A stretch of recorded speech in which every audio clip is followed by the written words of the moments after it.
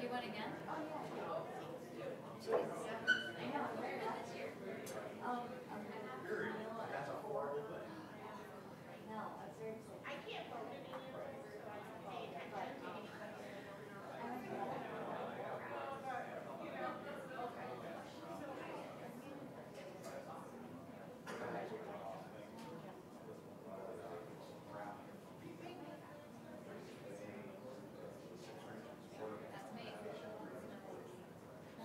Not as nimble.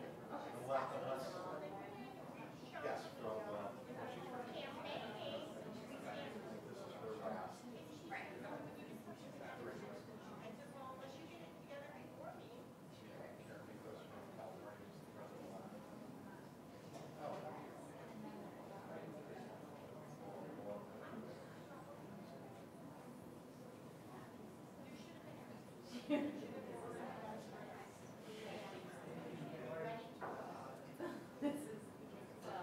This single is just about the actions. So the ones where you are a little bit still. good. Oh yeah, well, I guess you're, you too.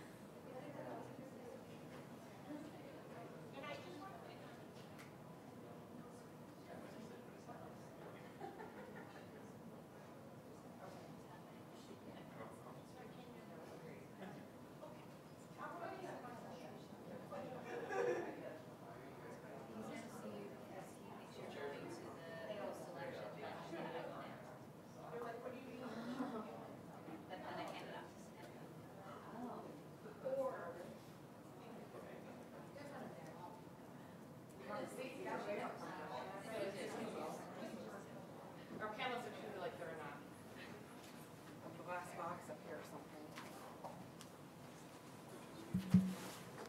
I was saying, if everyone could just move up. These are, first of all, these are much more comfortable chairs up here. And then our panelists will actually be able to see you, which will be great. So I wanted, just while everyone's getting settled and getting the last year food, I wanted to welcome everybody here today. I'm very, very excited about this panel. The International, and I just looked on the website, International City/County Management Association has been a fantastic organization that we've had the good fortune to be affiliated with, mostly through the efforts of Wally Bobkowitz, who kind of made sure we were in tune with what they were doing and helps us get students to the annual conference every year. And I know this year's group went and had a great time and got to meet all kinds of fantastic alumni who are doing great things in local government, state government, who attend the conference. And it's just a real great cohort with a lot of great alum and students who are working together to make all these great things happen in this field. So this panel that we have every year that Wally helps us orchestrate and get together is one of my favorite events during the year. It's an opportunity for us to really engage and hear from people who are working in the field, who have experience in the field, who can really share what the day-to-day life and the issues and challenges of this field are. So this panel is mainly orchestrated, and I want to give a lot of credit to our International County City Management Association student chapter here at Maxwell, which I believe we're running in our, I'm going to embarrass myself here, 4th or 5th year of this student chapter. It started with just some students who are interested, and this year it has grown into, you know, a student chapter with just all kinds of fantastic ideas.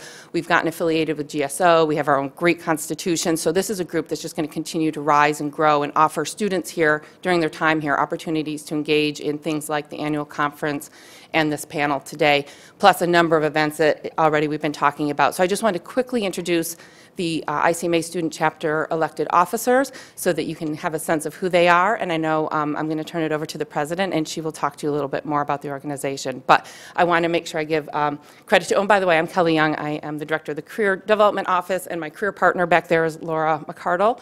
She's helping man the table back there. So the president of the group this year is Jan Go, and our vice president is Arpan Dahal, and our secretary is Seth Walters. and our treasurer is Ellen Contreras. So this is our group. These are the people who are going to be bringing us together this year with the student chapter. And with that, I'm going to turn it over to Jan to talk to you a little bit more about the chapter, and we can get on to talking with our panelists. Thank you so much, Kelly, for your warm welcome. So thank you, everybody, for being here, and thank you, our panelists, for taking a time out of your schedule to talk to our students. So ICMA is a widely recognized leading association of professional city and county managers who serve in local government. The Maxwell Student Chapter provides professional development, networking, and job opportunities for students who are interested in city and county management. Taking advantage of resources in the Maxwell City ICMA Student Chapter can provide opportunities for your future professional career. And so we have a lot of upcoming events, and if you would like to be involved, feel free to fill up our membership forms and we can get in touch with more events in the future. And with that, I would like to have Arpen, our Vice President, to moderate the panel and get things started. Thank you so much. Thank you, Yen. Okay.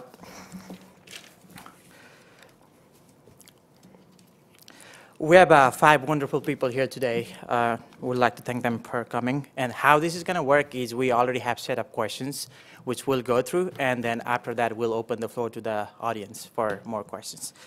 And let's start with our icebreaker question, and I'd also request the panelists to introduce themselves while answering this. How did you get to the point where you are professionally today? Did you have a plan coming out of graduate school, and if so, how closely did you follow it? I guess Wally can go first, and then we can move to the right. Good morning, everyone. I'm Wally Bopkowitz, MPA, class of 1989. It's the city manager in Evanston, Illinois.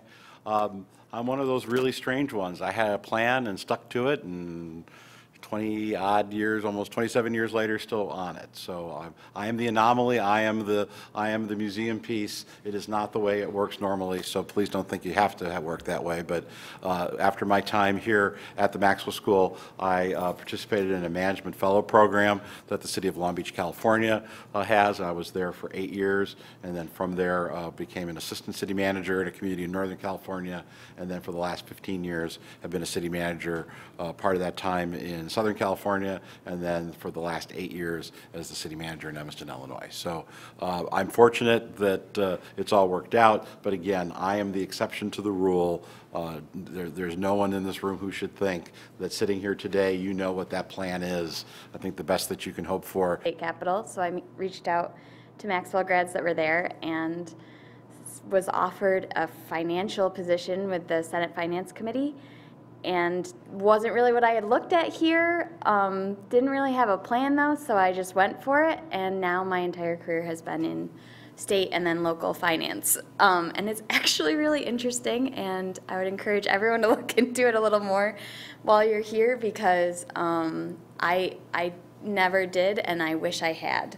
So I went from Senate Finance Committee to Assembly Ways and Means, and then on to the governor's staff as a federal liaison for Hurricane Sandy relief efforts, and then into the Division of Budget, and then moved back to Syracuse about 2 years ago and have been working in the budget department there as the senior budget analyst.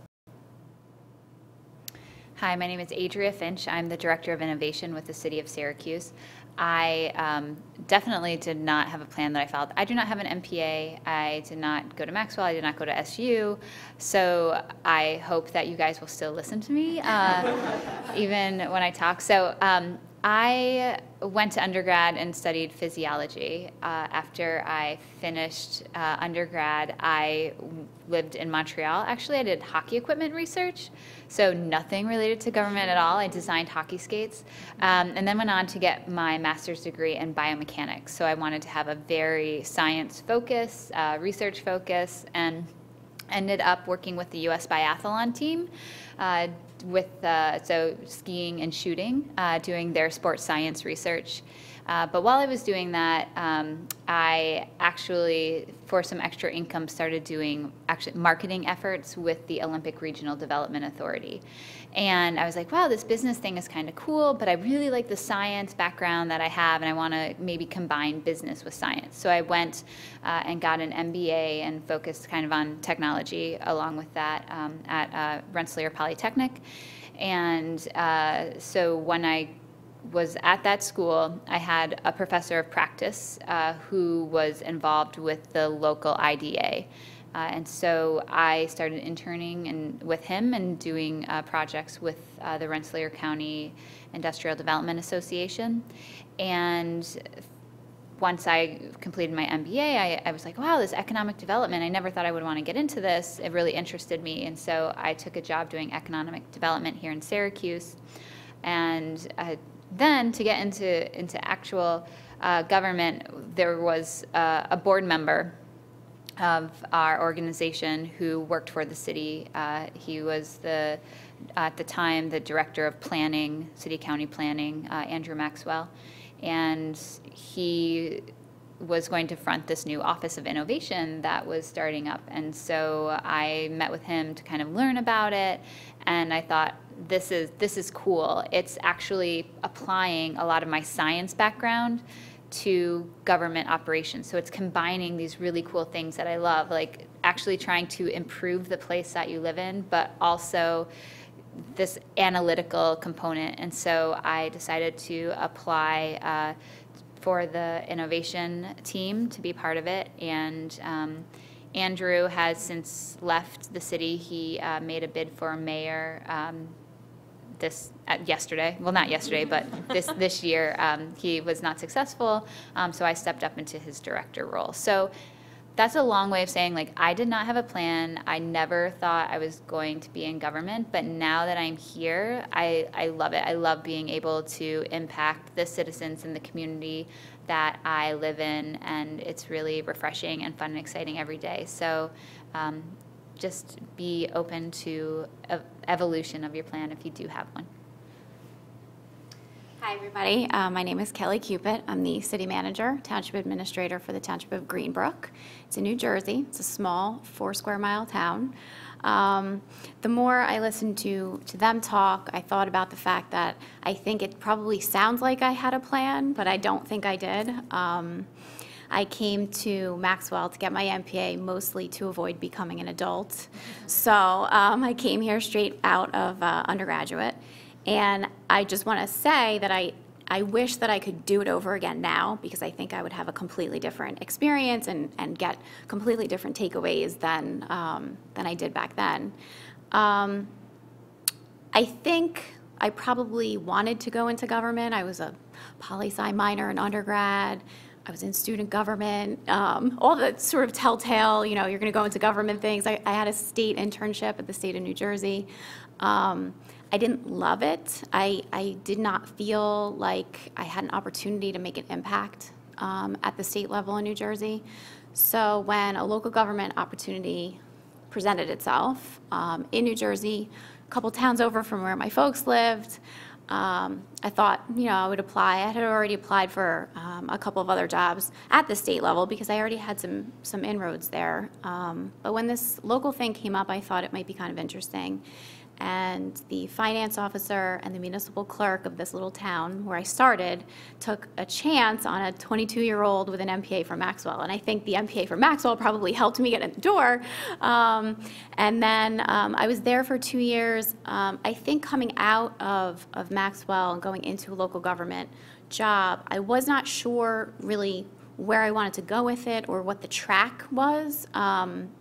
I ended up following a pretty traditional track. I started sort of mid-level. I ended up becoming an assistant administrator in another larger town, and I was there for quite a long time, 7 or 8 years, and then went off on my own and became an administrator. So I think I kind of did follow a more traditional track, but I agree with what she said about, being open to sort of what the universe is throwing at you and see how it fits into, your future plans. Hi, that was great, and thank you everyone for being here. My name is Nate Stevens, and I'm a class of 2010 Maxwell alum. I also came right from undergrad to Maxwell. I was a Geneseo economics major in 2009, so I literally graduated at the worst possible time in the past 50 years probably. But I came here, and it's been a great decision. After Maxwell, I started working the Monday after graduation in the budget office for Onondaga County. and was there for a while. And then for 5 years, I was the administrative director at the Parks Department, which was a lot of fun, exactly like the show.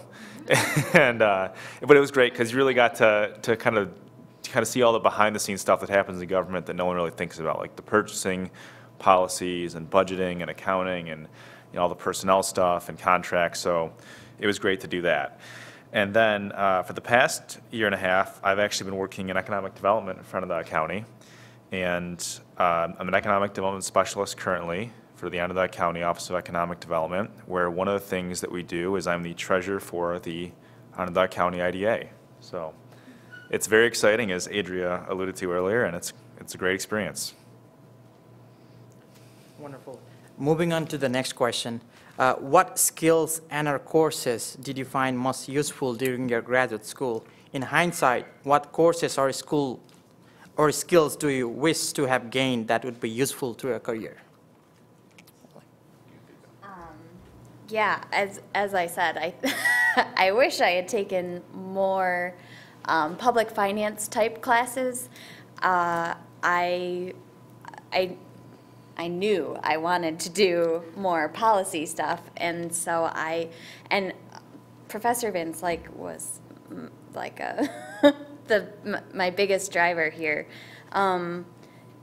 And I'm really happy that I took those policy courses. I think that's important, but I think it was kind of nearsighted in that you really, the best advice I've gotten from a fellow Maxwell grad was the person who hired me for my first job out of Maxwell said, before you do anything policy, you have to understand how the budget works. And I said, oh, I hadn't really thought of that before. And it's totally true. I mean, and you see it in a lot of elected officials even, if you don't understand how the budget works, you're not going to get very far. And so I encourage people, I know that the daycare budget is killer, but it's probably one of the most useful things that I did while I was here at Maxwell. So public finance absolutely is my missed moment. I would just like to chime in and add that, all the quant stuff that you do is really, really useful, mainly because a lot of people are scared of it when you get out in the working world. And so the quantitative stuff is your best way to get your foot in the door. It's not a coincidence that both Alicia and I graduated in 2010, and our first jobs were in budget offices, during a year it was very hard to find a job. So even though you may think, oh, this class is more interesting, knowing the budget, knowing all the quantitative stuff, essentially whatever other people don't like to do is exactly where you should be going. And especially now, what's really cool now, what's coming into focus is all the coding stuff and how that can cross over into government. And if I was a Maxwell student today, that'd be the thing that I'd be really, really intrigued by. I would build off upon that and just say that's something that has been the most valuable skill in our office. And again, I don't know what courses you guys all take, but the two things that would be most valuable if I could go back and do it again, it's data visualizations and understanding how to present data in a meaningful way and how to actually manage it, because especially there's a big trend in performance offices coming up in government now and just trying to be more efficient and effective and elicit cost savings. So if you can figure out how to communicate that and get people to do it, whether it's showing them numbers or showing them charts, being able to run or build a program that can compute things on a regular basis and update how performance is, that's really important. The other class that I wish I would have taken is, and I don't know, again, if there's something for it, negotiating. Like, I feel like whether I'm negotiating with a crew at DPW to get them to fill potholes a certain way, or if I'm negotiating like a much bigger, not that I'm doing this, but like somebody's negotiating an economic development deal, being able to talk to people and come to a table and come to agreement is a really important skill. And one of the classes that I took that has been most meaningful, I think, has been project management and just understanding how to take an idea and develop it and bring it to fruition is a really important skill in government. One of the things that I hear constantly that drives me crazy is I'll ask people, well, why do we do it this way? And I always get the answer, well, we've always done it that way. That is not an acceptable answer. Never tell anybody that. Like, So you need to be able to think creatively and problem solve and develop a solution all the way. So I'm going to dive right in. Probably the best class I took, well, at least the one that I can remember since, it's been a while. I loved my conflict resolution class while I was here. That one really sticks with me, and I think that that really helps me in my role as the administrator with negotiating contracts, with, unions, with negotiating with employees to get them to do what you need them to do, really just being able to talk to people and get them to understand, what your needs are, and for you to be able to really understand what their needs are and try to find common ground. Generally speaking, I think my experience here at Maxwell was super helpful in entering the workforce because of the focus on writing memos and not papers, the focus on group work, which is really annoying, but that's what the real world is all about, is working with people and working in groups. And also the practical work with outside agencies I found to be very helpful here. My group, my year, we did a project with the Arc of Onondaga, and we evaluated their employee performance evaluation tools, and they had 6 different locations and 6 different tools, but they were one organization. So, when you're a student, especially for myself coming straight out of undergrad, I didn't have any real practical work experience. So being able to enter into an organization and sort of assess what's going on there and try to come up with something, all the while you're working with your colleagues, managing that whole process, you get some project management experience in there as well. So all of those things I think are extremely beneficial, and those are the types of things that as students you should be sort of just be a sponge, absorb as much as possible with those types of things. All right, moving on. Do or did you have a professional mentor? If yes, what attributes do you look for in finding one? How do you develop these relationships? Sure. I had, while I was in school, I had a professor who was a professor of practice that mentored me, and I relied on him more heavily because he was actually out doing work, and he was working in economic development. That was the area that I wanted to go into, and so he kind of gave us the real world take on things rather than kind of, I don't know, some of the hypothetical, sugar-coated things that sometimes you read about in textbooks. And so if you can, while you're here, if you can interact or find somebody to mentor you who is actually doing work in the community, I think that's really important. And then professionally, I think I didn't find somebody right away. I went out to the community and started to build relationships with people and have meetings with people, and then started to connect and see how other people are connected in the community. I think that's one of the most important things, is you want to find somebody who is well networked and can introduce you to others so that you can expand your own personal network and your experiences as well. So I guess I don't really have any major groundbreaking takeaways other than try to find somebody. Pretty good. Try to find somebody in the community who's doing the work and who has a big professional network that you can rely upon. I think mentors are different mentors for different stages of where you're at. I would encourage you to find some folks that will help you transition from graduate school to a job. And that person may not be the person that's your mentor forever, but to have someone to help with that right now. Once you get in the job, I think what you said is true. You kind of have to survey the scene of where you're at. Mentors come in all shapes and sizes. They could be supervisors, they could be community members, they could be coworkers. You just really don't know. But I think right now you really should think about who is helping you plan that transition from graduate school to the workplace, and that's probably the most important mentor for you now. But people change over time. I've had a gentleman who was a former city manager, just retired from being city manager in Sacramento, California. Just thinking about him helps sometimes, because it's the what would John do kind of thing. And so we don't spend as much time in contact anymore, but we've been associated with one another for such a long time. Just knowing that he's there, knowing that you know, how he would handle situations, and just even running through that in your mind can be helpful sometimes. Yeah, and I just agree most of all with finding someone who has the network that is helpful for you to tap into, because that's a big deal when you're looking for jobs, or even when you're not, for them to even, you know, if you're perfectly happy in your job, there could be one that's even better that you don't know about, and they do, and they know that you know, fit that job, and they know how to get you into it, and networking is just so important. So yeah, that's really important too in a mentor. So I wrote about a whole page about how important having a mentor is, so I'm just going to read you a couple of things. I had the best mentor I could have ever asked for in my second job as the assistant administrator. He was a seasoned administrator, and I think my advice to you as students would be to seek them out. They don't fall in your lap 9 times out of 10, and sometimes that requires you to get out of your comfort zone. If you're interested in local government, go to a local government here in this area. It doesn't have to be the city of Syracuse, and meet with the manager.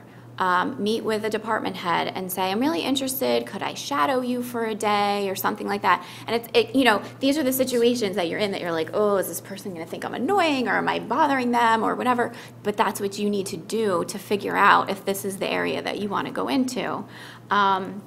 A good mentor will be patient. They'll want you to succeed. They are going to let you fail. They're going to let you face some challenges on your own, but they'll always be there for you when you just need that like nudge in the right direction. But my biggest advice really is just to watch and listen. I spent 8 years shadowing him basically in every meeting. I would go back after meetings and say, so why did you say X, Y, and Z? And he would explain. And this guy was a master chess player. I always said, you know, I'll never be able to think like he does. I don't know how he comes up with these things. So he retired last July. And my assistant, when I was there, so I was the assistant administrator, he filled in for me when I was out on maternity leave, and then when I left to become administrator, he became the assistant administrator. He is now the administrator there, and he and I looked at each other when our mentor retired and said, oh my gosh, we're the ones now. This is so strange. So I also, just on the note of being a mentor or having a mentor, I find it very important to try to mentor other people and sort of return the favor. So I always have an intern. I have a staff of 6 people in town hall. You know, I have a total staff of 56 people. But I always have an intern every summer. Usually they're from Rutgers because that's right there. But I try to, you know, do the same thing. I bring them into meetings that I don't need help. You know, I don't need input necessarily from the intern, but I think it's important for them to see things in action, because that's, again, how you figure out what you want to be when you grow up. So that's all. That's my whole page. Yeah, I agree with everything that's been said, so that's good. Okay. All right, moving on to the next one. It is important to know your community's history and priorities. For those moving to a new place, how do you become familiar with the community you are serving? And for those who this applies. Don't worry about it. I mean, I think at this juncture, while it's important over time to learn, I would say that at this point, you pick where you're going based on very selfish things. You know, what part of the country do you want to be? Do you have a significant other who has a job in another part of the country that you need to move to? I think those are hard enough issues to get your head around at this point. I think over time, it's great to be in communities that you feel good about, and I think that you'll learn what those factors and attributes are. But certainly at this point, if you like warm weather, move someplace warm. If you like cold weather, move someplace cold. If you have a significant other who's got a job in Florida, move to Florida. That would be my suggestion. Yeah, and I think once you get there, just kind of immerse yourself in where you are. Just listen, you know, listen to people, and they know better probably since you've just moved there what the history of the location is, what the, culture is there. And I think listening is an important thing to do in any circumstance, but mostly when you're moving to a new place, it's better to listen to the people that already live there than try to tell them what you want it to be. I'm going to disagree a little bit. Fair enough. And maybe it's not a huge disagreement. I've interviewed some folks for jobs with the city of Syracuse who weren't familiar with many of the challenges that exist in our community, and they went into the no pile. If they weren't able to, if we asked, well, what do you think we should focus on? What should our office, what should some of our priorities be? They weren't able to speak about some of the challenges that our community was facing in an educated level. It turned us off. So, I mean, that's, I think, a general rule of thumb. If you're interviewing for anything, be aware of the subject matter. It doesn't need to dictate necessarily where you go, but when you're actually looking for a position, I think you need to be aware of what's going on in the community, just to help you land the job. I agree with all that was said so far, so I'm to save our time for everything else. All right. Okay, moving on to the next one. What does a typical day look like in your job, and what are the challenges you face or you have faced in your work? I think we should hear about the Onondaga Budget Office first. Yeah, let's start with that. All right. So kind of right now as an economic development specialist, I actually love what I do on a day-to-day basis. It's fantastic. We go and we meet with companies, and it's really cool because with economic development, you're always talking about projects, and you get to really kind of watch and help businesses expand and grow, which is just an incredible thing to do. And it's cool too because you get to think structurally a lot more than in some other roles, in that you're always thinking like, okay, well, if we have our policy about tax exemptions this way, what's it going to do, and what kind of companies are we going to get, and what are our tools going to be? And then also kind of being aware of everyone around you and just kind of figuring out how to add value the most. So a day in my job is pretty much we just go out and meet with companies, and then we have board meetings on a monthly cycle, and it kind of repeats. It's nice that we aren't really tied too much to the annual county budget process because our office is funded through a different way. So we're not really on the yearly cycle that some other people are. So my job changes depending upon what time of year it is. So in the Office of Innovation, we follow this 4-step process, which seems pretty logical. The first step is once a challenge is identified, you research that challenge. You try to understand both from a qualitative and quantitative aspect what's happening in your community. You also research best practices and how the challenge presents itself in other communities. So it's this really thorough investigative process. Then step 2 is a little bit more, it's a lot more creative. It's how do you generate ideas to solve a problem? And so we do different exercises in engaging staff, engaging the community to generate ideas. And typically we end up with a few hundred ideas that we then have to sort through and figure out which ones we want to implement. And then step 3 is very project management oriented. So it's, okay, you have this idea, you want to turn into initiative. How do you actually bring it to fruition? And then step 4 is analyzing it and adapting it if necessary. And so some parts of the year we're very focused in doing research. Other times you're creative, and then other times you're, management oriented. So kind of my job description changes. That being said, on a day-to-day basis, typically I would say I would have, 3 is probably a good average number, three meetings a day. Depending upon what part of the process we're at, they'll be geared towards different things.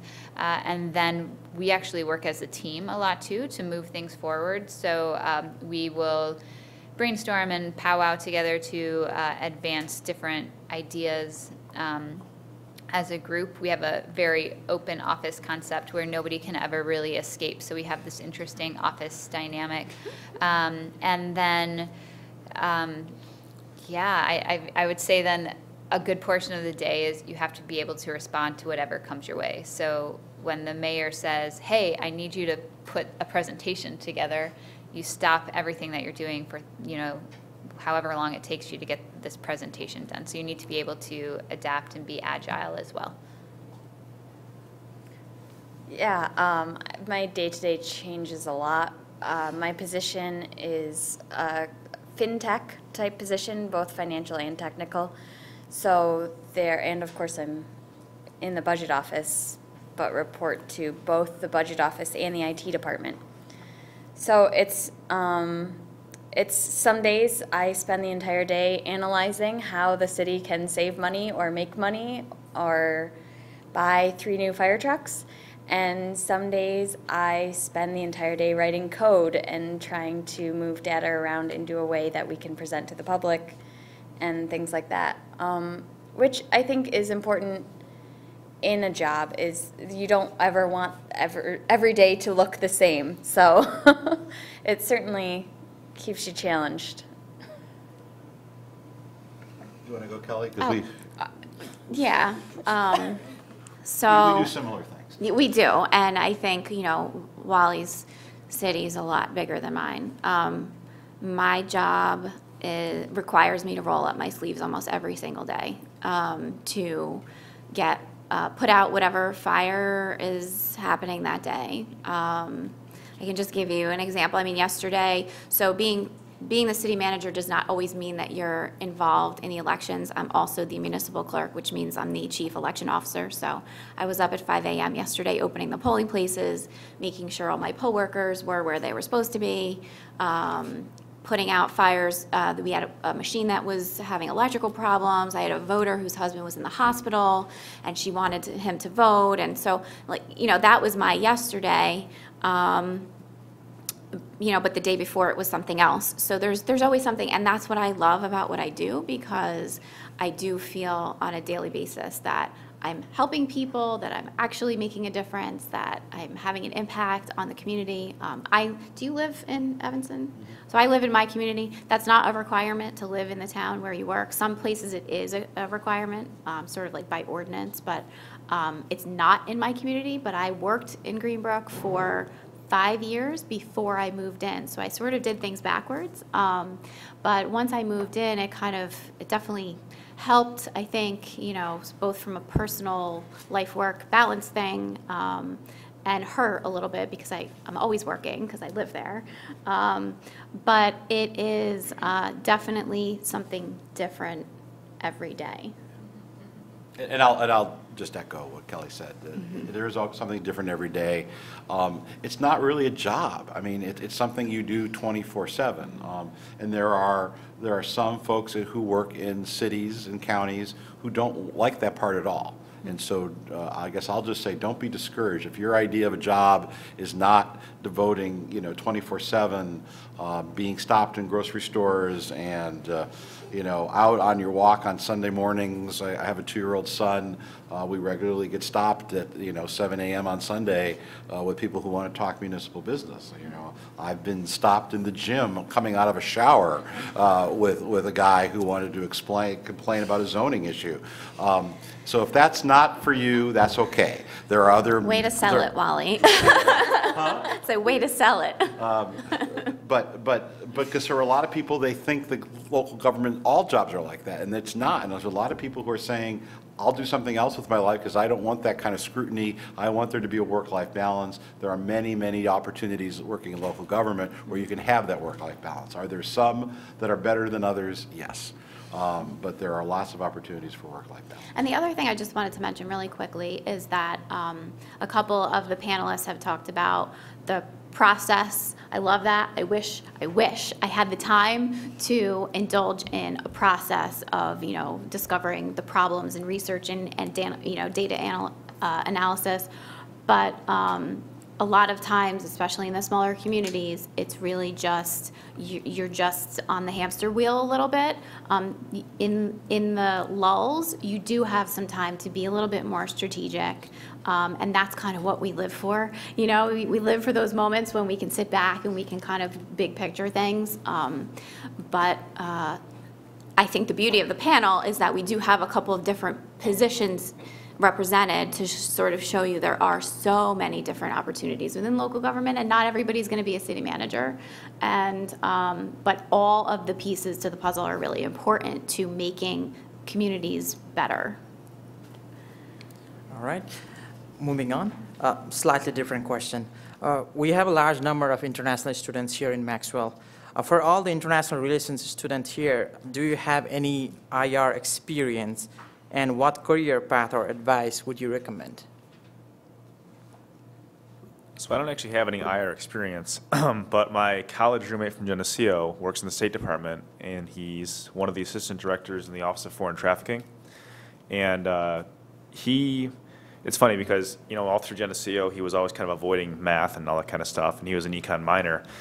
But now he's had to do a lot more statistical stuff in his reports and everything. And he was kind of shocked by how much, even knowing what a basic, you know, T-score distribution and all that kind of stuff means.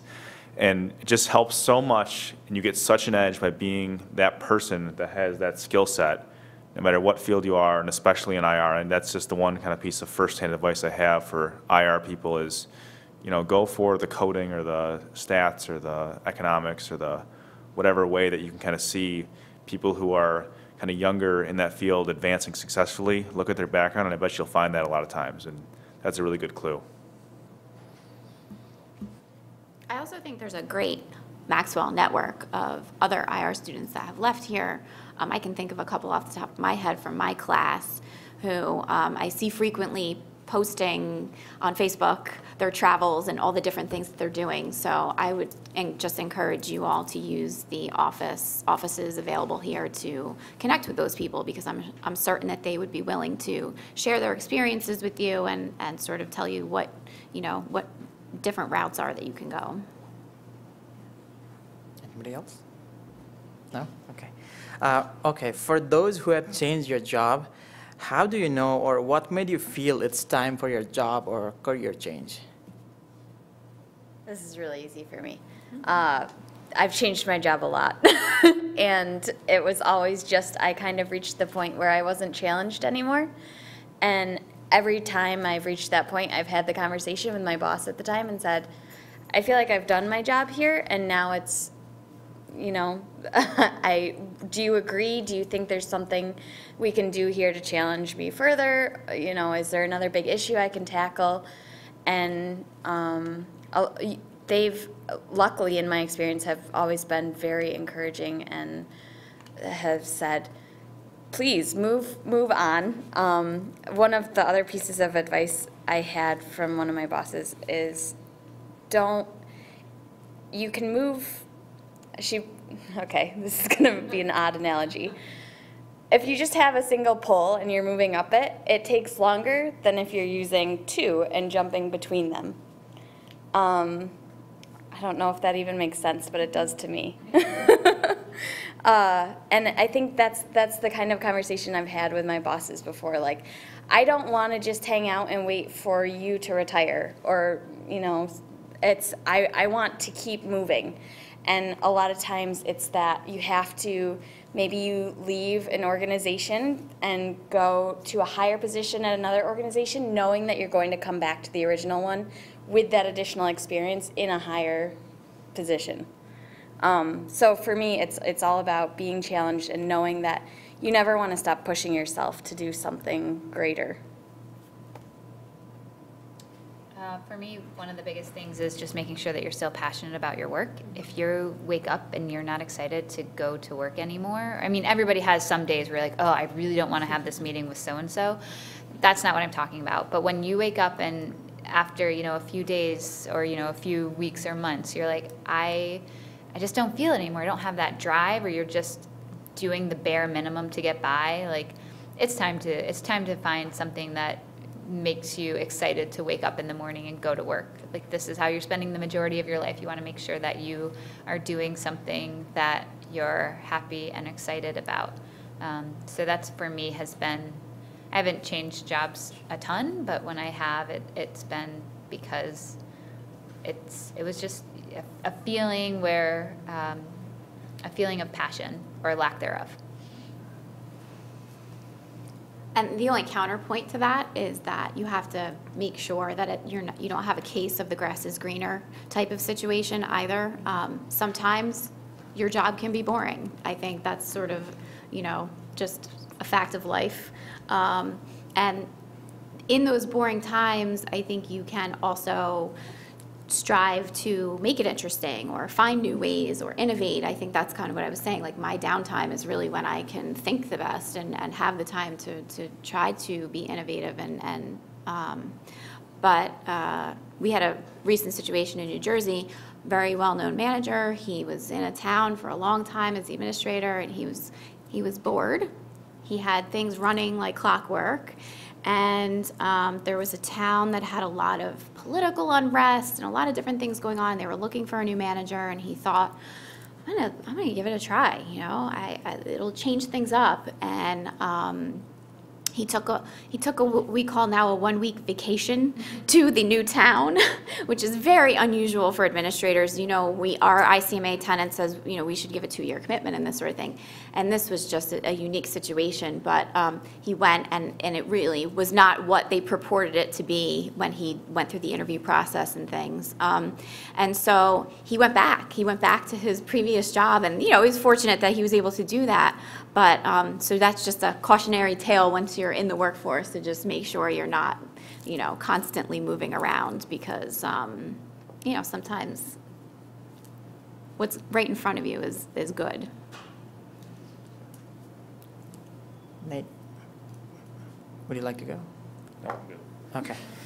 I fired a police chief, and then he ran for council and won. So at that point, I knew perhaps it was time to look for another job. Okay, moving on. Try to add some levity to this very serious affair. What is the proudest accomplishment of your career so far? I fired a police chief and didn't lose my job.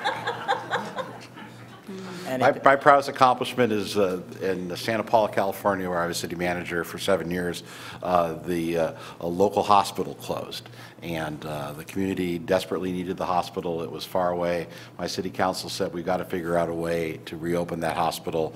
The city was able to negotiate with the county, which provides health services. The property had some additional acreage, which was sold off. The city rezoned the property for housing.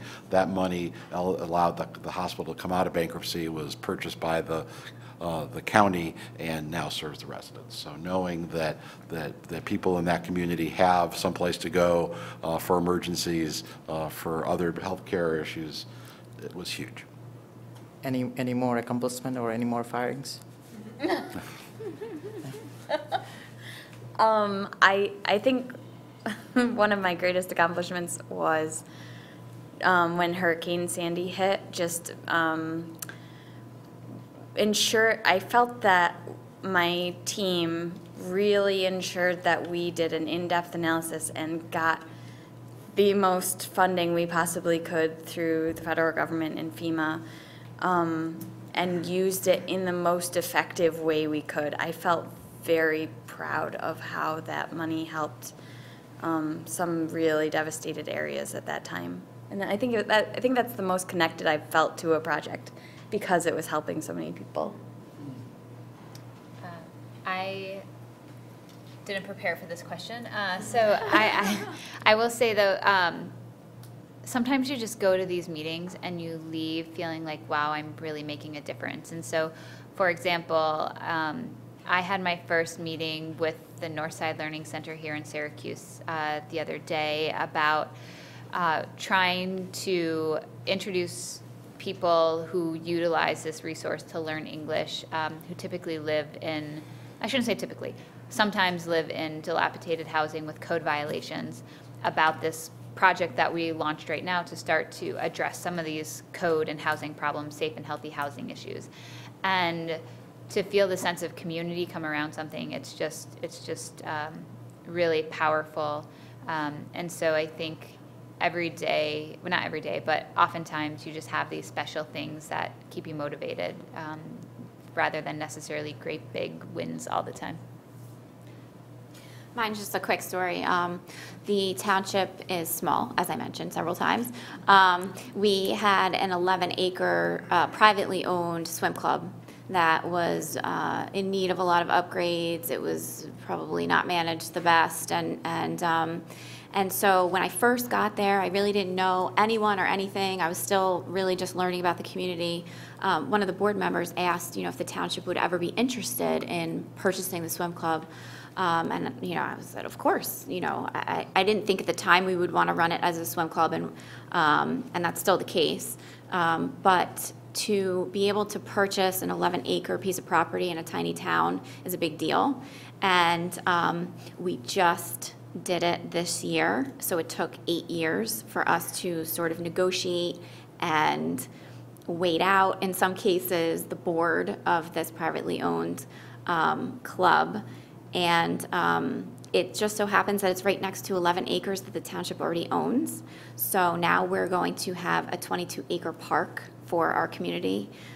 We have a couple of other small parks in the township, but we're going to put in a spray park. We're going to put in playground, we're going to put in volleyball courts, we're going to put in a bunch of different things. And so having that vision and waiting it out and being able to close the deal finally this year has been, for me, probably one of the most, I don't know, the biggest accomplishment in the town that I'm currently in. So I think mine is when I left the budget office to go to the Parks Department to be their administrative director, I was a lot younger than I am now, and it was a really big change, and a lot of the senior staff had previously taken an early retirement incentive. So they were about half the size of the senior staff that they were, just a year and a half prior, and the commissioner was relatively new. So it was a really tough kind of year and a half of transition, and throughout that time we kind of redid all the budget procedures, and kind of everyone was new. So it was kind of a perfect storm moment, but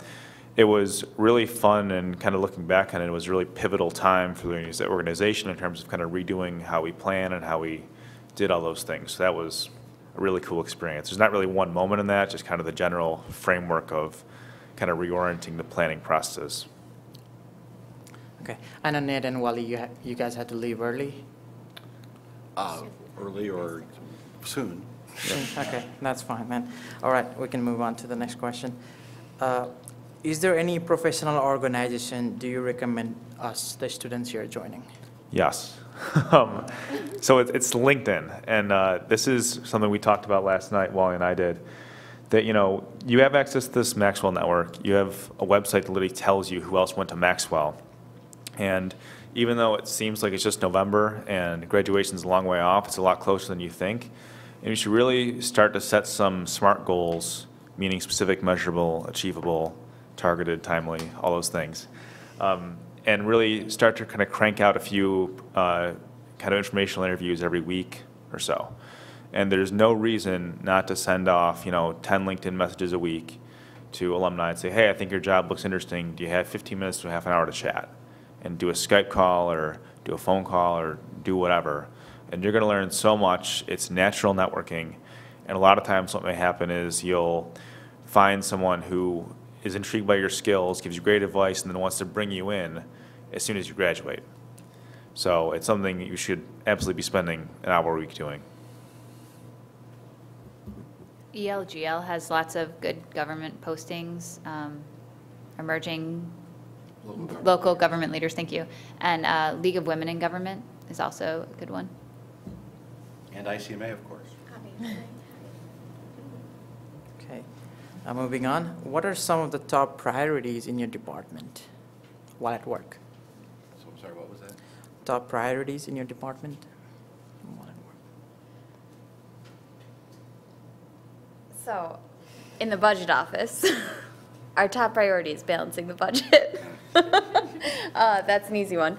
But more importantly, it's making sure that citizens are receiving what they need, the services they need, the buildings and financial help, any type of assistance they need, that the city is providing it in the best way possible and in the most fiscally responsible way possible, which isn't always necessarily the cheapest or the most expensive. It's usually somewhere in between. And yeah, our biggest priority is really being responsive to the responsive and responsible to the citizens that we're serving. Anybody else? I think that's perfectly said. I think it's local government's challenge is to do more, and then to do more with less, and then to do better. So we're always looking for ways to sort of hold the line. In New Jersey, we have a property tax crisis, basically. So that's our biggest challenge, is to figure out how to continue to do what we're doing with the money that we have, find new ways to maximize that money, to find new funding sources, grants, and things like that. But I think that's, serving the citizens obviously is our number one priority, and making sure that they have what they need. I loved the way you said that. And then, always striving to do better for your community. All right. Turns out that was the last question I had, so now we open the floor for the audience in case you have any questions to ask.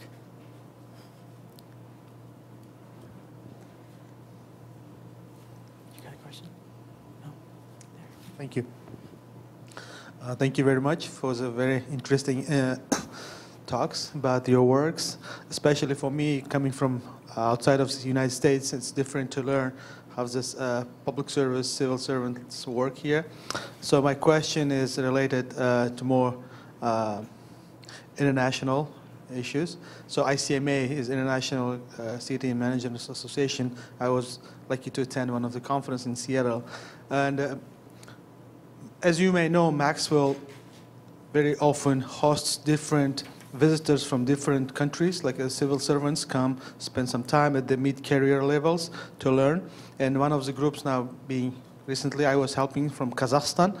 And my question is, first, do you have any experience, or has there been any experience you were part of that learning or on hands-on training or practical kind of sessions, study visits from different countries to your offices or to your works? And secondly, is there any opportunity that if any newly coming groups can visit your offices and can somehow spend some time to learn how you execute or how you carry out your works, daily works? Because this is different, very new concept to the people coming from different countries, including my country, which is Uzbekistan. So nowadays I'm trying to discuss between the public servants' office in my country and Maxwell to bring some group here and to be as effective as possible. Thank you. Well, ICMA works with the U.S. Agency for International Development in providing kind of those kind of opportunities. So please feel free to get in touch with me after this. I'll be happy to connect you with the folks, the staff at ICMA in Washington. So it's a great opportunity. And I have to apologize. I do need to go catch a plane. I just want to say thank you for the opportunity to speak. It's not too soon. If you're graduating in the summer of next year, to start looking for jobs and start thinking about jobs and start mentoring, finding mentors and connecting. So I would just encourage you all to do that. And my apologies, sir. I've got to pick my son up from daycare at 5 o'clock, and if I don't catch the 1:45 flight to Chicago, I will not do that. My wife will be very unhappy. So. So I know Nate's also. I've got to head out too, so I'm gonna. Okay, can we give her like a big round of applause for thank you for coming. Good to see you, Jake. Did any of you want to answer the question he asked? Some groups of international students have come to our office just for talks, and we have offered opportunities for shadowing as well. So you can reach out if you're interested. Yeah, both the Senate and the Assembly, when I worked both of those places, we had a lot of programs where we went to other countries and met with government officials there to see what they were doing better that we could do better. And so I think state government too has a lot of ways, connections, I guess, with other national, organizations and other countries. So maybe going through the state is also a good way to get that information. All right, any more questions? Here. She's got a mic. In your, oh, okay. In your work, have you had opportunities to sort of work with other layers of government, and in terms of like maybe, for instance, Kelly, you work for a town. Like, have you had to request supplemental assistance from like the county or the state at various points, and like, are there particular strategies that you've had to use for that, and how does that work? So every state is going to be different, and actually every county in each state is going to be different, probably. So the first county that I worked in was super supportive and connected with their municipalities. The second county I worked in has Newark in it, and so it's very Newark-based. And the town that I worked for was an extremely wealthy town, so they really had no connection whatsoever with the county. And then the third community where I am now, I feel like we have the best county. They are extremely supportive. They offer shared services. There's a lot of connection between the municipalities and the county and the freeholders and the department heads at the county level and the county administrator.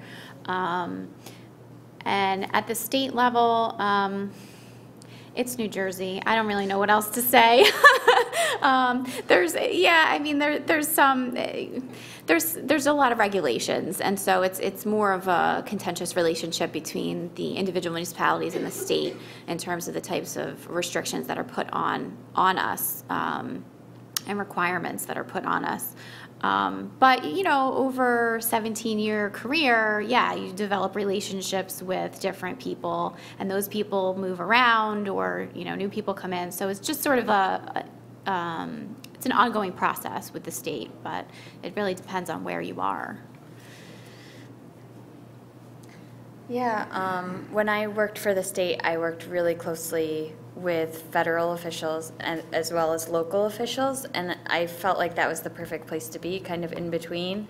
But yeah, kind of what Kelly was saying, it's different everywhere you go, and now I'm working for a city that doesn't really get along with the county, which may change with this new administration, but it's a whole different world. You're kind of on an island, and I think it's harmful, and hopefully the new administration changes that, but it's always nice to be in an organization like with the state, working with both local and federal.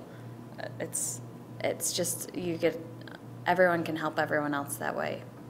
I think sometimes even if elected officials aren't getting along for whatever reason that may be, there's the opportunity to work with kind of the employees. And so, you know, Alicia talked about our city-county dynamic that we currently have, and I think the people who are kind of at the same career level as I am, or, you know, who are the civil servants, I think they are willing to work together. And so, for example, I've been working lately to update our city's emergency management procedures. Onondaga County has a great emergency management office, and they've been more than welcoming to have us there. They have seats around the table for city employees to be part of it. And so even if you're in a dynamic where you think, oh, this is going to be really hard, there are people who are willing and excited to work with you. And so it's just finding those people. Any more questions? I have one.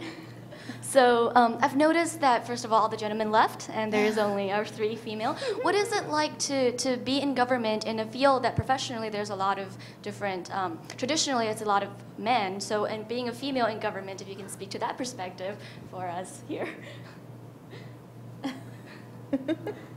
Sure. Well, I recently had a baby, and I would just like to say that I had a lot of, I don't want to say issues, but I wanted to take a maternity leave. And I was really shocked because the men were incredibly supportive of my maternity leave, and the women were not at all.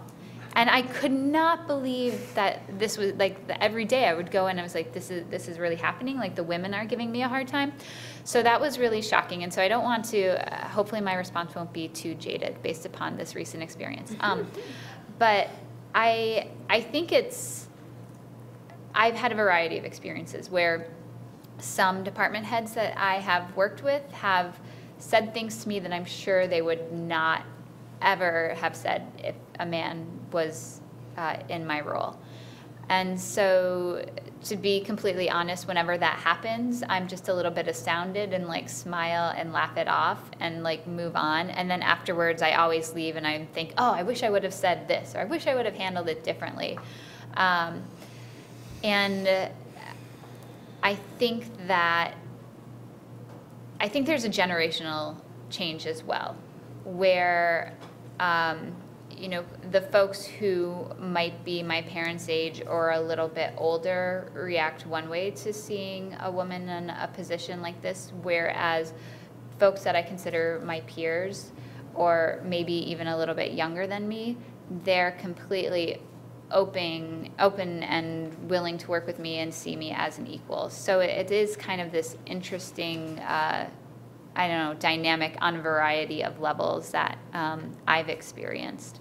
But I wouldn't say that it would never affect my work or say like, I don't want to work here anymore. I've never gotten to that point where I'm like, oh, there are crazy sexist people that are stopping me from succeeding. And that's not the case. Like, in general, it's a okay system. Let the record show that I supported Adria's maternity leave. She did. I think as women, we're very apologetic a lot of times, and I think that was my biggest hurdle in government is you can't be apologetic. And I obviously there's a gender gap, and we're not going to solve it today. It's everyone knows it's there kind of thing.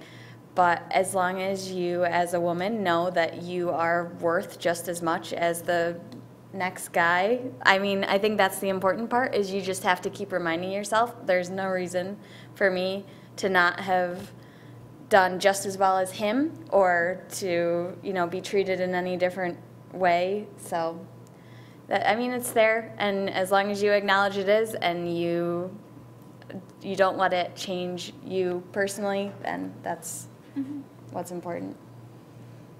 So as the senior female on this panel, I have 3 kids. My oldest is almost 13. And so I had 3 babies while I've been doing all this. And it was challenging.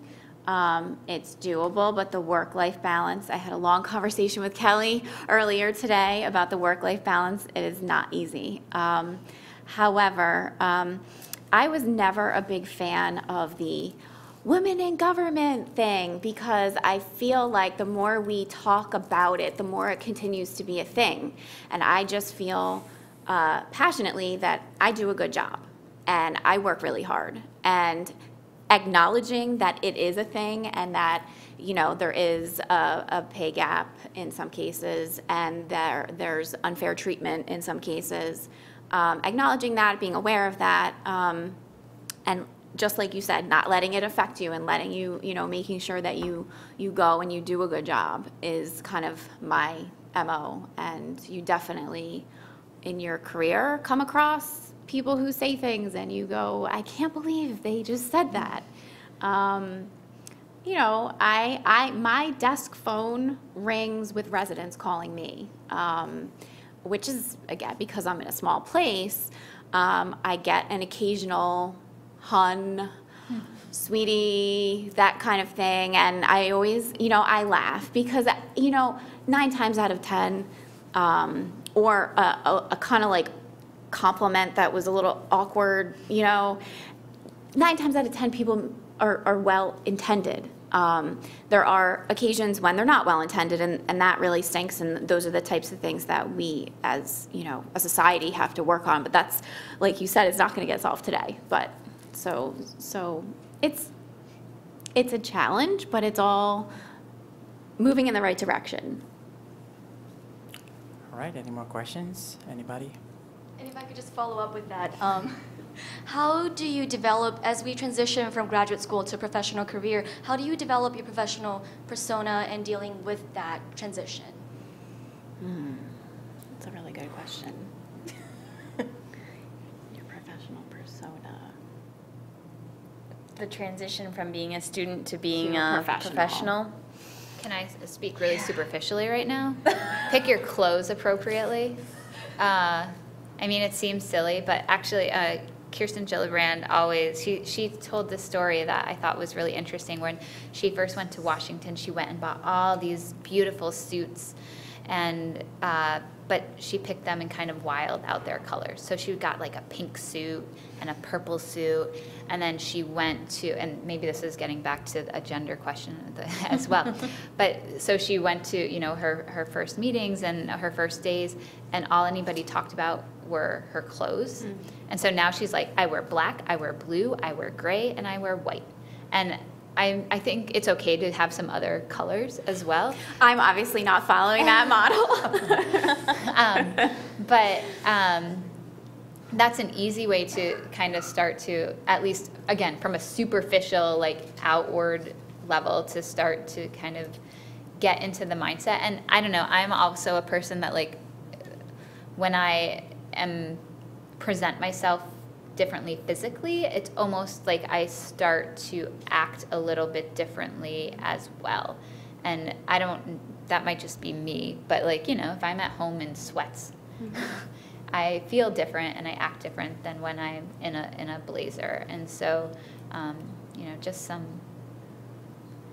but I hope we can come up with some better things than just, like, dress well, people. Yeah. I'm just thinking, I guess confidence was my biggest, you know, important development as I moved into the professional world, because you can't go in thinking, I'm just a student, I don't know anything. No, you have your MPA from Maxwell, and that's the best school in the country, and so own it, walk in, you know just as much as the next guy. So I think confidence was really important in moving from being a student to being in the workplace. I agree. I think dressing well is important. I do. The fellow that followed me in Melbourne, my old boss and I would laugh and try to bring him along, you know, give him the Men's Warehouse catalog occasionally. It's so important, especially when you're in a management position, to look the part. And that is really superficial, because if you're smart and you do a good job, who really cares what you're wearing? But I think you do definitely start to, you know, it affects how you act and how you speak. And so I do think that that's important. My old boss would wear cufflinks and the collar stays, and he was always in a suit. And when I worked there, I was always in a suit. When I transitioned to the community I'm in now, that is so far from where, you know, things were in the office. So the environment and the community is just not, the feel isn't right. So it's what's the term? Business casual. And so you kind of have to also fit in with where you're, you know, look around. When you talk to people and you go for the interview, look around and see sort of, you know, what everyone else is wearing, and, you know, how everybody's acting with one another and things like that. I think that's important to kind of know.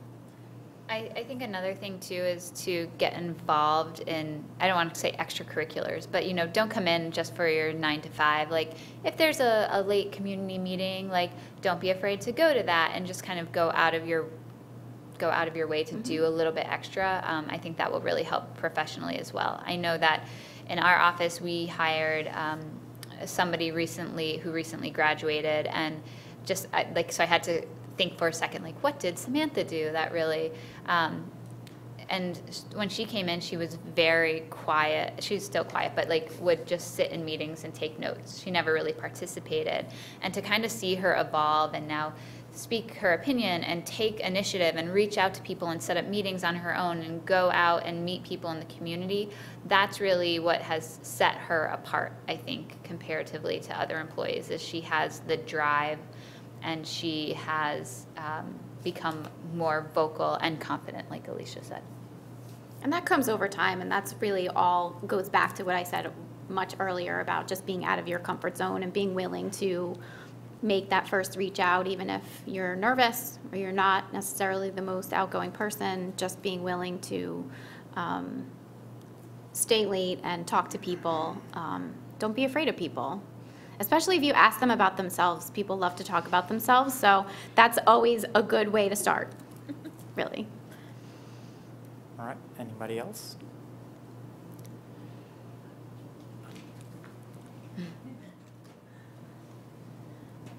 Thank you.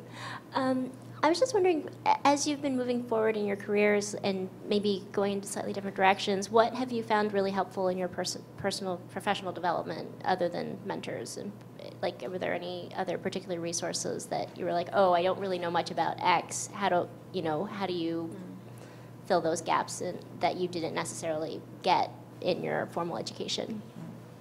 Another plug for ICMA, sorry. ICMA has such a huge network, and you could punch in anything in the search bar and come up with just a volume of information. And when you have time and when you are researching best practices and trying to find out what other places are doing in the same subject area, that's something that I do. I didn't mention this earlier when we were talking about associations, but being involved in your state association for managers or whatever your chosen local government career is, or your county, or regional. Sometimes there's regional things. Being involved in those and actually, like, not just going to meetings, but actually volunteering and saying, oh yeah, I'll be on that committee. You're building your network. You're surrounded with people who are doing sort of similar things to what you're doing, and that helps with confidence and also gives you another way to kind of find out where your knowledge gap is. Try to fill in. So that's what I would suggest. Yeah, and kind of playing off of that, for instance, with now being in local government, one of the things I find the most useful is going to neighborhood association meetings. And like in Syracuse, we have tomorrow's Neighborhoods Today, TNT meetings. And I think it's really important to hear what people are saying there, what their issues are that they see, because I think that's when I learn, at work, you're kind of in your own little office and your own little world, and you think that these are the problems, but really when you go talk to people, they could be completely different. Like, I didn't realize that we should be putting more money in parks and that people don't care that much about X. So at a local government level, that was something. Just attending neighborhood meetings is a big deal. I'm sure that's really important in yours, getting out in the field. Yeah, talking to constituents and kind of almost doing human-centered design is really important.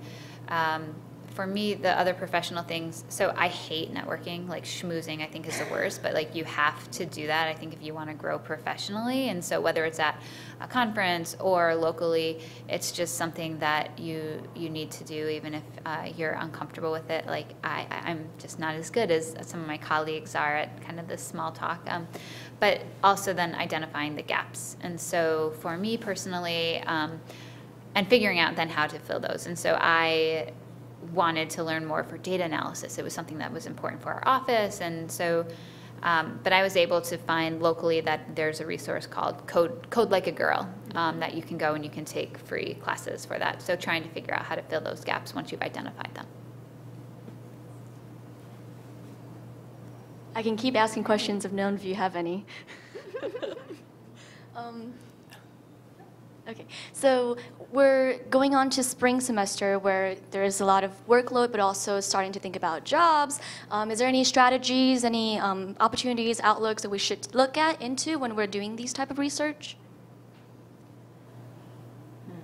I mean, so LinkedIn and contacting Maxwell alum is my #1 answer, because when you're looking for jobs, yeah, Norma. That is how I got multiple jobs that I've had is just by, well, that sounds interesting. Can you explain to me what you do? And, oh, do you know of any, this is kind of what I'm interested in. Do you know of anything that fits that? And sometimes it's shocking what the jobs that people have. And I was in a lot of situations where I felt like I didn't even know you could have that as a job. And that sounds incredible. I would love to try that.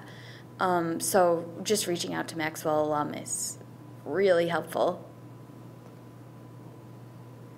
Yeah, I think the professional network is the most important thing. I know the majority of the positions I have had, I wouldn't say that like somebody got me the job, but I got an introduction, or they at least said, you should look into this company, or you should meet so-and-so, who then, you know, at least there was a connection there. So building that professional network is incredibly important. The only thing I would add to that, because I agree with both of them, is just the location aspect of things. Some of you may have a very specific idea of where you want to be, like Wally said earlier, significant other, family, whatever the case may be. I know that when I was here, I did an interview with Deloitte or Anderson or something like that. I don't even remember who it was. Obviously it didn't go anywhere because I knew I wanted to go back to New Jersey. That's where my family is. That's where my now husband is. And so I think focusing in on where you want to be. Now, if you don't care where you want to be, then the sky's the limit. And then I think you really hit the network, and you know, you can just explore all sorts of things. But if you know where you want to be, then it does definitely help narrow the field of people that you should be talking to, and networks and professional associations and things like that that you should be looking at. All right, I guess that's all we have, right? Okay, that was wonderful. I, on the behalf of ICMA chapter here, would like to thank you for coming. It was great, and can we give them a big round of applause again?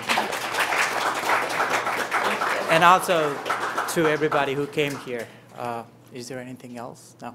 Okay. And please fill up membership forms for our ICMA student chapter for more Yes, information and food. And Have help lunch. yourself with Thank the food you while for you're going out. listening. Thank you. All right. Thank you.